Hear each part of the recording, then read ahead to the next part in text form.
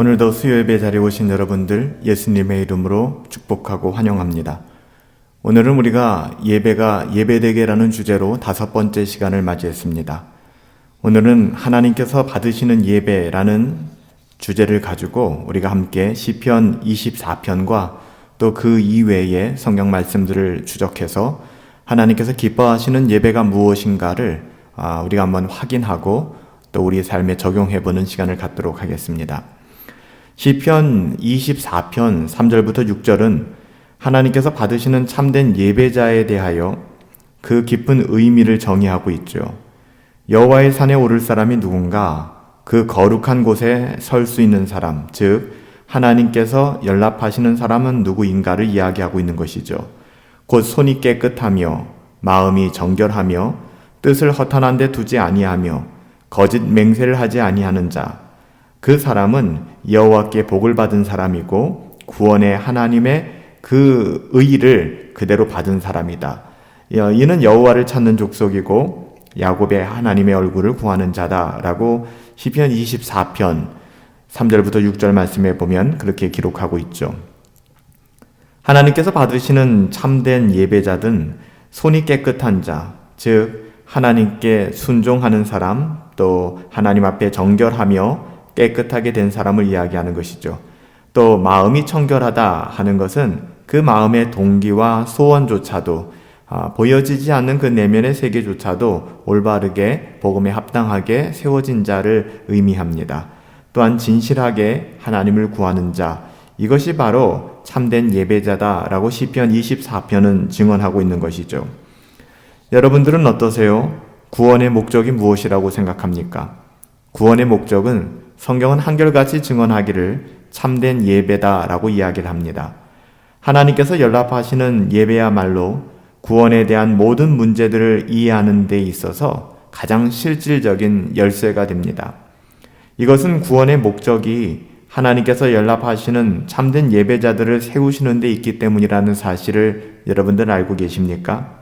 우리가 정말로 구원받은 하나님의 자녀들이라면, 그리고 우리가 정말 참으로 하나님께서 연락하시는 예배를 드리게 되는 거예요. 그러니까 우리가 정말로 하나님 앞에 구원받은 하나님의 자녀들이라면 우리는 참되고 하나님께서 연락하시는 예배를 드리는 사람, 그 예배자로 우리의 삶이 확인될 수 있어야 된다는 것이죠. 그러므로 여러분들, 우리가 우리의 삶에 있어서 예배의 문제를 좀 검토하고 돌아보는 것은 굉장히 중요한 것입니다. 왜냐하면 이것은 우리의 구원을 검토하는 것과 같은 이야기이기 때문에 그렇습니다. 얼핏 생각하면 구원받은 것과 또 예배를 드리는 것을 분리시켜서 생각하기 쉬운데 그렇지 않습니다. 우리가 우리의 예배 생활과 예배에 대한 우리의 삶을 한번 적용하고 돌아보는 것은 우리의 구원을 돌아보는 것과 우리의 구원을 검토해보는 것과 같은 의미가 있다는 것이죠. 우리 성경을 좀 찾아서 몇 군데 살펴보면서 이 부분들을 좀 한번 확인해 보십시다. 요한복음 4장 23절에 가보면 우리가 잘 아는 말씀이죠. 하나님께 참으로 정말로 예배하는 자들은 영과 진리로 예배할 때가 오나니 바로 이때라. 아버지께서는 이렇게 자기에게 예배하는 자들을 찾으시느니라. 여기서 우리가 눈여겨봐야 될 대목은 참으로 예배하는 자들이라는 부분입니다. 여러분, 이 부분은 그리스도인, 즉 성도와 신자들을 묘사하는 말이죠. 우리가 그리스도인이라, 성도라, 신자라, 하나님의 자녀라, 또 어떤 말이든 어떤 표현이든 간에 우리의 신분과 그리스도와의 연합을 묘사하는 말로 우리가 불리울 수 있다면 그 모든 사람들은 어떻게 불리우든 간에 참으로 예배하는 자들로 정의할 수 있다는 것입니다. 그리스도인은 누굽니까? 참으로 하나님을 예배하는 사람들입니다. 성도와 신자, 이 하나님의 자녀, 그 어떤 명칭 호칭으로 부르든 간에 이 모든 호칭은 그리스도와 연합되어 있다면, 또 거듭난 하나님의 자녀들이라면 참으로 예배하는 자들로 정의될 수 있다는 것이죠. 또한 아버지께서 그분께 참된 예배를 드리는 자를 찾는다고 하시는 23절 말씀, 우리가 주목할 필요가 있죠. 요한복음 4장 23절 말씀입니다. 하나님 당신께서는 아버지, 즉 성부 하나님께서는 그 아들 성자를 이 세상에 보내신 이유가 뭘까요? 누가복음 19장 10절에 가보면 예수님께서는 인자가 온 것, 즉 인자가 이 땅에 온 목적에 대해서 이야기하는데요. 잃어버린 자를 찾아 구원하러 오셨다라고 말씀해 주십니다. 하나님께서 죄인들을 찾아 구원하시려고 그리스도를 보내신 이유, 그렇다면 그 이유는 무엇일까요? 그 이유는 요한복음 4장 23절 하반부에서 찾아볼 수 있는데요. 아버지께서는 이렇게 자기에게 어떤 사람이요? 예배하는 자를 찾으시느니라 라고 말씀해 주셨습니다. 우리가 구속함을 받게 된 근본적인 이유, 우리 자신을 기쁘게 하기 위하여 나의 만족과 유익을 위하여가 아니라 하나님께 예배드리기 위함이다라고 성경은 줄곧 한결같이 여러분 증언하고 있다는 사실을 알고 계세요? 여러분, 우리가 이 부분을 확실하게 점검할 필요가 있습니다. 하나님께서 그냥 단지 우리가 지옥에 가지 않는 것만을 원하셨다면 우리를 창조하지 않으셨을 수도 있겠죠. 하지만 하나님께서는 인간을 창조하시고 구속하시기 시작했는데 그 이유는 무엇일까요? 그것은 하나님께서 예배받기 원하셨기 때문입니다. 따라서 하나님께 예배한다는 것은 우리 그리스도인, 하나님의 자녀들, 신자들, 성도들의 실존과도 동일한 것이며 우리가 하나님의 자녀가 되었다, 신자가 되었다, 성도가 되었다 하는 것은 우리가 영과 진리로 예배할 수 있게 되었다, 예배자가 되었다라는 것과 같은 표현인 것입니다. 여러분, 사도행전 18장 7절부터 또 13절 요 대목들을 우리가 살펴보면 이런 말씀이 나와요. 사도행전 18장 7절에 가보면 거기는 이제 아테네, 그리스의 아덴을 이야기합니다. 거기서 옮겨 하나님을 공경하는 디도, 유스드라 하는 사람의 집에 들어가니 라는 그런 말씀이 나오는데요. 여기서 우리가 보면 거기서 아덴에서 옮겨와서 하나님을 공경하는 디도, 유스도, 여기서 하나님을 공경한다 라는 이 공경하는 이라는 단어는요, worship, 예배하는 표현이죠. worship라고 그렇게 영어 성경에는 되어 있습니다. 무슨 이야기냐면요, 여기서 공경한다라는 말은요, 하나님을 공경한다는 말은 하나님을 예배한다는 말과 지금 같은 말이라는 것입니다. 그래서 여러분들, 신자라고 하는 사람들, 또 우리가 하나님을 공경한다 하는 것은 하나님을 예배한다는 것과 같은 의미라는 사실을 기억할 필요가 있어요. 여러분, 또한 사도행전 18장 13절에 가보면 유대인들이 바울을 비난하면서 이렇게 말하죠. 이 사람이 율법을 어기고 하나님을 공경하라고 사람들을 권한다 하거늘. 그러니까 사도 바울이 율법을 어기면서 사람들에게 복음을 전하고 하나님을 공경하라 이렇게 가르쳤다고 지금 공격을 하는 것이죠. 유대인들이 비난을 하고 또 어떻게 보면은 정죄를 하고 있는 것이죠. 여기서 하나님을 공경하라고 사람들을 권한다. 사도 바울이 그 짓을 하고 있다라고 얘기하는데 여기서 하나님을 공경한다라는 이 공경도 아까 사도행전 18장 7절에서 아덴에서 옮겨 하나님을 공경하는 디도, 유스도라고 하는 사람의 집, 공경한다, 이 worship, 같은 표현입니다. worship, 예배한다라는 표현이에요. 다시 말하면 사도 바울 이 사람이 율법을 어기고 하나님을 예배하라고 사람들을 권한다 하거늘 그렇게 이야기하는 것이죠. 사도 바울이 그의 선교 활동 중에서 행한 일은 사람들에게, 만나는 모든 사람들에게 예배를 권하는 일이었습니다.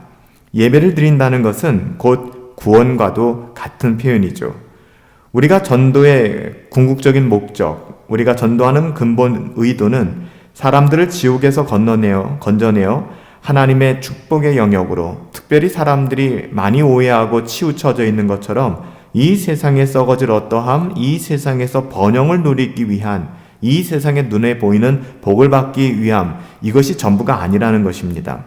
우리가 전도하는 근본적인 의도와 목적은 사람들에게 하나님을 예배하게 하기 위하여, 예배자로서 하나님 앞에 설 수 있기 위하여 우리가 그들에게 은혜의 복음을 전하는 것이에요.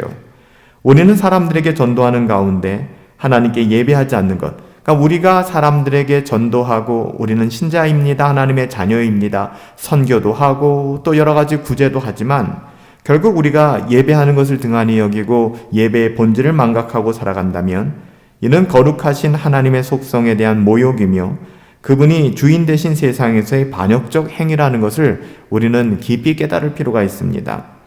그래서 전도의 핵심 정신은 예배를 받으시기에 합당하신 하나님께 예배를 드리도록 사람들을 불러 모으고 권하고 세우는 데 있다는 사실을 우리는 잊어서는 안 됩니다.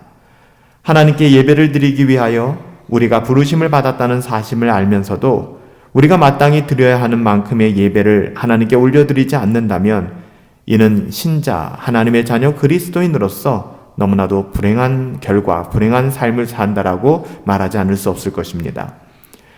사도행전 24장 14절에 가보면 사도 바울이 벨릭스에게 자기의 인생관에 대하여 다음과 같이 밝히는 장면이 나오는데요. 이렇게 고백합니다. 이렇게 증언하는 것이죠. 그러나 이것을 당신께 고백하리이다. 나는 저희가 이단이라고 하는 도, 여기서 기독교 신앙, 은혜의 복음을 이야기하는 것이죠. 그 도를 조차 조상의 하나님을 섬기고, 여기서 섬기고라는 표현이 또 나오는데요. 이 섬기고라는 것은 아까 공경하는과 똑같이 예배하고라고 우리가 번역할 수 있습니다. 사도 바울은 예배를 드리도록 하기 위하여 많은 사람들, 만나는 모든 사람들에게 전도했을 뿐만 아니라 자기 자신도 하나님을 예배하는 사람이라는 사실을 어떻게 보면 벨릭스 앞에서 죄인된 신분으로 벨릭스 앞에서 증언하고 있는 것입니다. 나는 그 사람들이 나를 이단이라고 얘기하지만, 잘못된 신앙을 가졌다고 얘기하지만 나는 그 은혜의 복음을 조차 우리 조상의 하나님, 또 믿음의 선배들이 따라갔던 그 하나님을 섬기고 그 하나님을 예배하고 라고 표현하고 있는 것입니다. 복음서의 기록들은 우리가 구원받은 그 목적이 예배를 드리기 위한 것이라는 그 사실을 좀 더 구체적으로 입증해주고 있는데요. 우리는 사람들이 그리스도의 참모습을 발견하고는 즉시 예배 또 경배함으로써 응답하고 있다는 사실을 신약 성경 여러 부분에서 우리가 발견할 수 있고 확인할 수가 있습니다. 즉 존귀와 경의와 영광과 경외와 찬미와 찬양을 하나님께 돌려드리는 것, 이것이 바로 예배 아니겠습니까? 마태복음 2장 11절에 가보면 집에 들어가 아기와 그 모친 마리아와 함께 있는 것을 보고 동방박사들이 예수께서 이 땅에 태어나셨을 때 처음 예수님을 방문하고 어떻게 했는가를 기록한 사건이죠. 엎드려 아기께 경배하고, 여기서 경배하고도 worship, 예배하였다라고 우리가 번역해야 됩니다. 동방박사들이 그리스도를 발견하고 첫 번째로 한 일은 경배하는 거였어요. 예배하는 것이었습니다. 왜냐하면 그렇게 하는 것이 그리스도의 참모습에 대한 최초의 응답이었고 가장 존귀한 표현이었기 때문에 그렇습니다. 또한 마태복음 8장 1절에서 2절에 가보면 예수께서 산에서 내려오시니 허다한 무리가 따르느니라. 한 문둥병자가 나와 절하고 가로되 주여 원하시면 저를 깨끗하게 하실 수 있나이다. 여러분, 여기서 알 수 있듯이 이 문둥병자는 예수님이 누군지 알고 있었죠. 그래서 예수님께 나와 자신의 문둥병을 이 한센병을 좀 치료해 주세요라고 구하는 거 아닙니까? 예수님이 누군지 직감하고 예수님이 누군지 확신한 이 사람이 예수님 앞에 행동했던 것은 예배였습니다. 예수께 나와 절하고, 이 절한다라는 것도 예배했다라고 우리가 번역해야 되죠. 마태복음 9장 18절에 가보면 예수께서 이 말씀을 하실 때에 한 사람이 나와 절하고, 여기서 절했다라는 것도 worship, 예배하였다라고 번역해야 합니다. 마태복음 14장 33절에 가보면 제자들이 예수님께서 물 위로 걸어오셔서 바다를 잔잔하게 하신 것을 그들의 두 눈으로 확인한 후에 아주 놀라죠. 그리고 33절에 배에 있는 사람들이 예수께 절하며, 이제 아시겠죠? 하나님의 하나님 되심과 예수 그리스도의 하나님 되심을 깨달은 그들은 예수께 절하며, 이 또한 예배하며로 번역되어야 되죠. 예수께 예배하며 가로되 진실로 하나님의 아들이로소이다 라고 고백하는 장면이 나와요. 여러분, 우리가 확인하는 것 같이, 확인해 보는 것 같이 누구든지 언제 어디서든지 그리스도의 참된 모습, 하나님의 어떠하심과 그리스도의 참된 모습을 자각하고 깨닫고 거듭난 사람들이 행동했던 것은 즉각적인 예배였습니다. 자발적인 응답으로서의 예배였습니다. 마태복음 15장 25절에 보면 여인 하나가 등장하는데요. 이 여인은 가나안 여인이죠. 여자가 와서 예수께 절하며 가로되 주여 나를 도우소서. 여기서 절하며 가로되, 네, 예수님께 예배하며 가로되, 구하되, 그러니까 예배하였다라고 번역해야죠. 마태복음 28장 8절부터 9절에 보면 제자들에게 알게 하시려고 다름질할세 예수께서 저희를 만나 가라사대 말씀하시되 평안하뇨 하시거늘.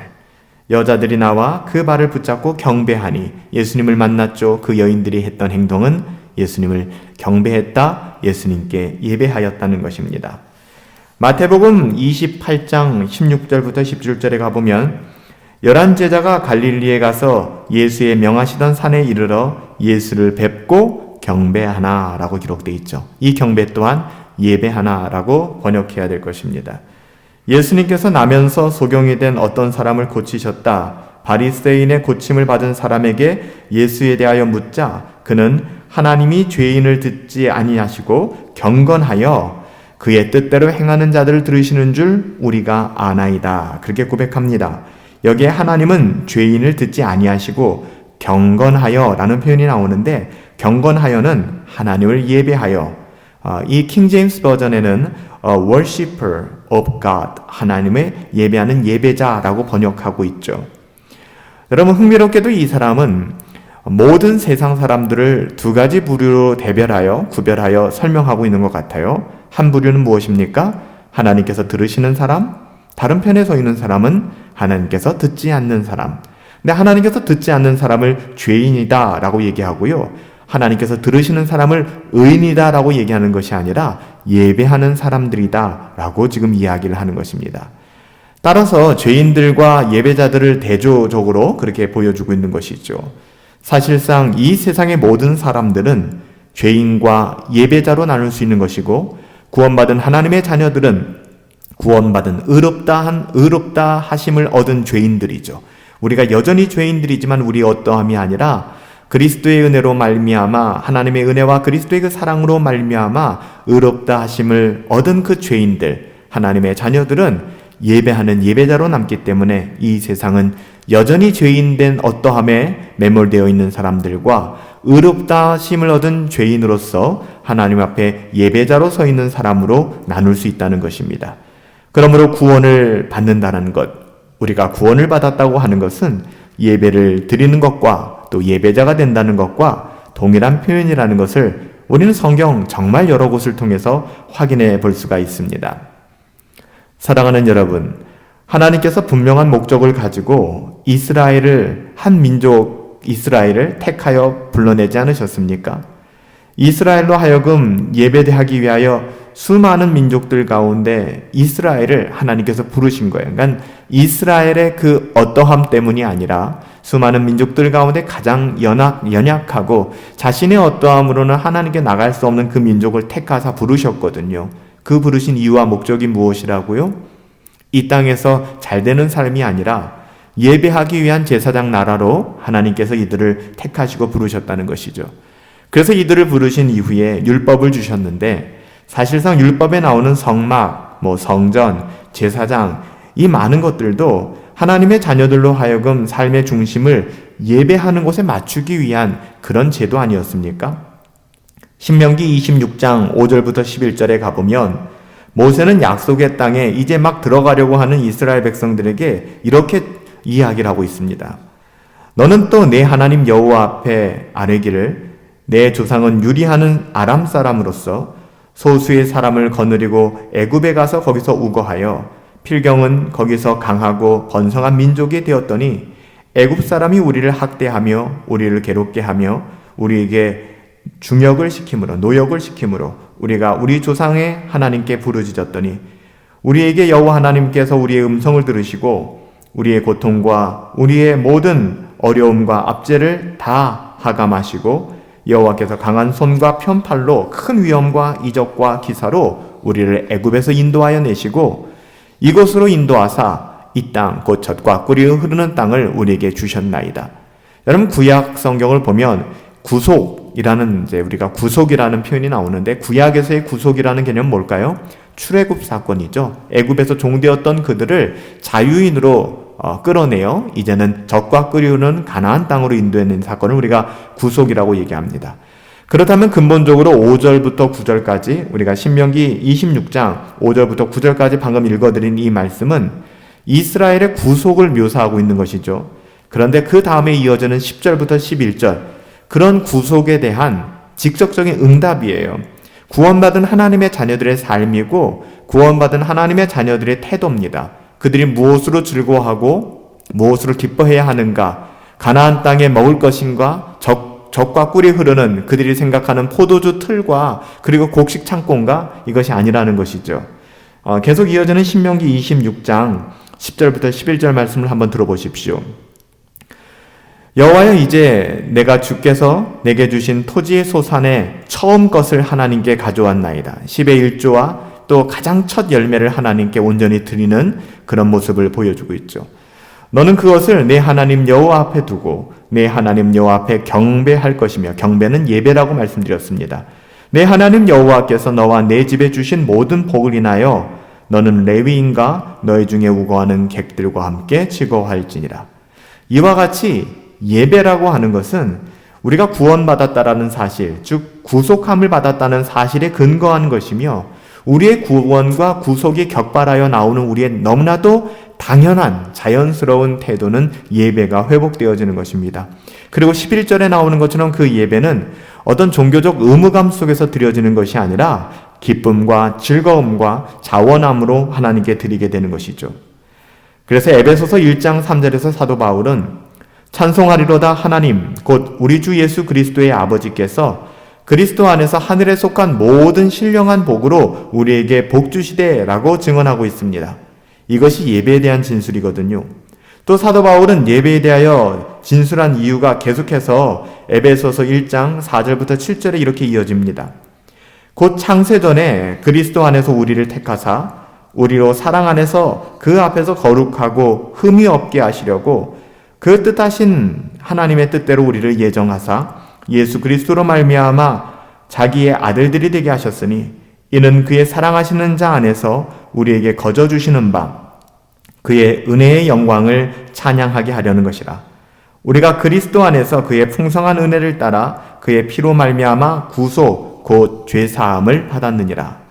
우리가 여기서 알 수 있듯이 예배는 구속함에서 나온 결과입니다. 즉 구원받은 하나님의 자녀들에게만 가능한 것이고, 구원받은 하나님의 자녀들은 당연히 예배자로서 살아가게 되는 것이죠. 우리는 예배를 드리기 위하여 부르심을 받았다는 거예요. 우리의 소명 중에 소명, 가장 으뜸은 예배라는 것입니다. 말할 필요 없이 우리는 일주일에 한 번, 두 번, 세 번 정해진 예배가 아니라 우리의 삶의 일거수일투족, 우리의 삶의 그 마음의 묵상까지도 하나님 앞에 영적인 예배자로 서기 위하여 부르심을 받았다는 것입니다. 우리가 여기서 잠깐 우리를 돌아봐야 될 것은, 그래 맞아요. 우리의 삶이, 우리의 모든 순간이 예배이어야만 합니다. 하나님이 꼭 예배당에만 계시겠습니까? 하나님이 공적 예배에만 계시겠습니까? 하지만 우리가 반대로 점검해야 될 부분은 무엇이냐? 공적인 예배조차 우리가 경건하게 드릴 수 없고, 공적인 예배조차 우리가 하나님 앞에 제대로 설 수 없음에도 불구하고 우리는 우리의 삶으로 예배를 드린다라고 하는 것은 자기 자신을 속이는 것이며, 이것은 멸망의 길을 걷고 있는 것입니다. 저는 예배는 공적 예배로 제한될 수 없다고 생각합니다. 우리의 모든 삶이 예배이어야만 합니다. 하지만 우리의 삶이 예배라고 인정하고 그 삶을 추구하신다면, 우리가 속해 있는 교회를 통하여 우리에게 주어지시는 경건한 그런 통로들, 특별히 공적인 예배들은 우리가 가장 우선순위를 두고 하나님께 지켜나가야 될 것입니다. 하나님께서는 우리로 하여금 예배를 드리도록 하기 위하여 우리를 부르셨다라고 말씀드렸는데요. 히브리서 12장 28절 말씀을 보실까요? 그러므로 우리가 흔들리지 못할 나라, 영원한 나라를 받았은즉, 하나님의 나라죠. 은혜를 받자 이로 말미암아 경건함과 두려움으로 하나님을 기쁘게 섬길지니라. 그렇게 히브리서 12장 28절에 증언하고 있습니다. 근데 여기서 우리가 흔들리지 않는 영원한 나라를 받았은즉 은혜를 받자 이로 말미암아 경건함과 두려움으로 하나님을 기쁘게 섬길지니, 이 섬기다라는 말, serve 한다는 거잖아요. serve 한다는 이 말이 헬라어 동사는요, 라티오라는 말을 사용합니다. 라티오라는 말을 사용하는데, 이 라티오라는 말은요, 예배하다는 말로 번역될 수가 있습니다. 즉, 히브리서 10장 2절에서 이 라티오의 명사형은 킹제임스 버전에서는 예배드리는 자, worshipper로 번역되어져 있고요. 특별히 우리 성경에는 섬기는 자, 섬긴다라고 번역되어 있지만 이 섬긴다 하는 것은요, 오해의 여지를 없애기 위해서 예배한다라는 말로 여러분 이해하셔야만 합니다. 그렇기 때문에 우리는 흔들리지 않는 영원한 나라를 받았고 또한 하나님께 예배드리는 자가 되었은즉 은혜를 받아서 하나님께 연락되는 예배가 될 수 있도록, 그런 예배자가 될 수 있도록 하나님께 응답하며 경건에 힘쓰자. 이것이 바로 히브리서 12장 28절의 본뜻이 되는 것이죠.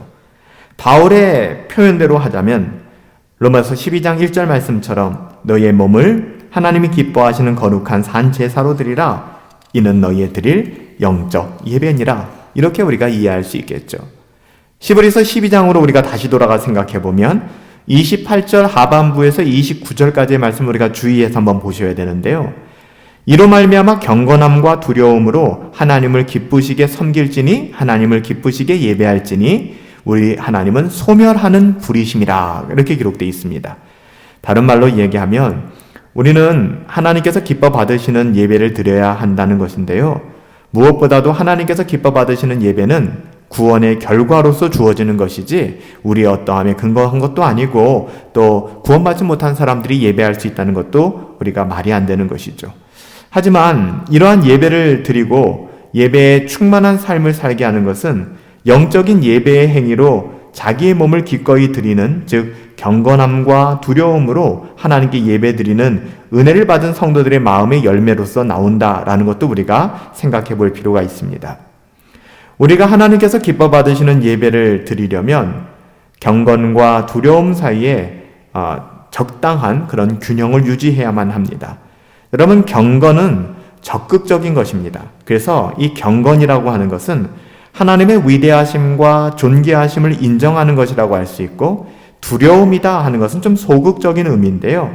하나님을 오늘 우리가 히브리서 12장 29절에 나오는 것처럼 소멸하는 불, 하나님은 심판하시고 징계하시고 벌하시는 분으로서 인지하고 있는 것입니다. 둘 다 맞아요. 그렇지만 우리가 한쪽으로 치우쳐서는 안 됩니다.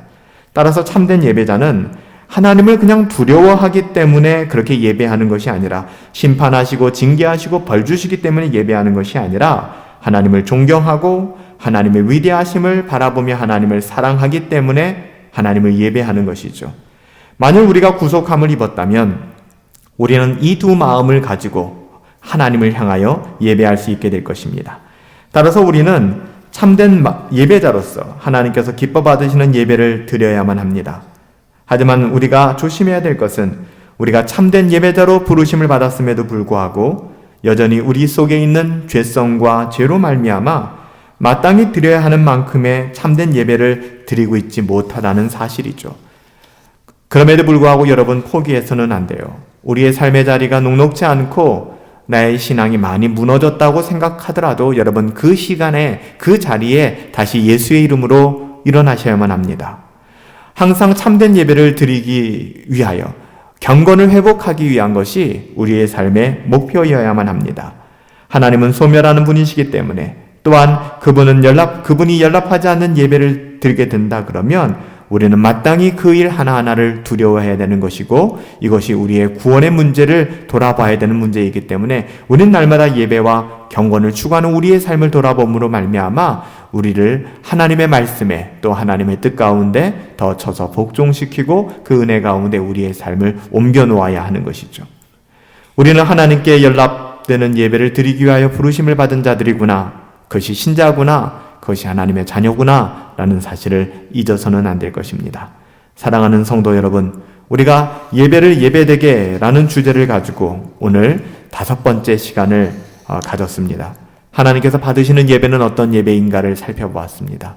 우리의 삶에 예배가 회복될 수 있게 되기를, 여러분의 공적 예배들이 회복되어질 수 있게 되기를, 공적 예배에 제한되지 않고 우리의 삶이 예배자의 삶으로 코람되어 늘 하나님을 의식하며 살아갈 수 있게 되기를 예수님의 이름으로 축복합니다.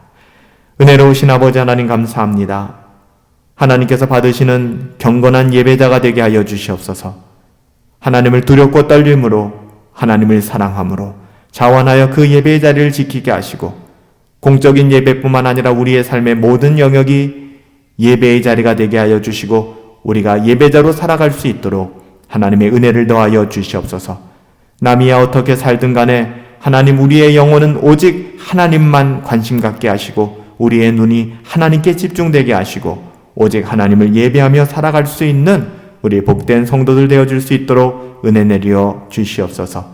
하나님께서 받으시는 예배자로 살아가기를 간절히 소원하옵고 존귀하신 예수님의 이름으로 기도하옵나이다. 아멘.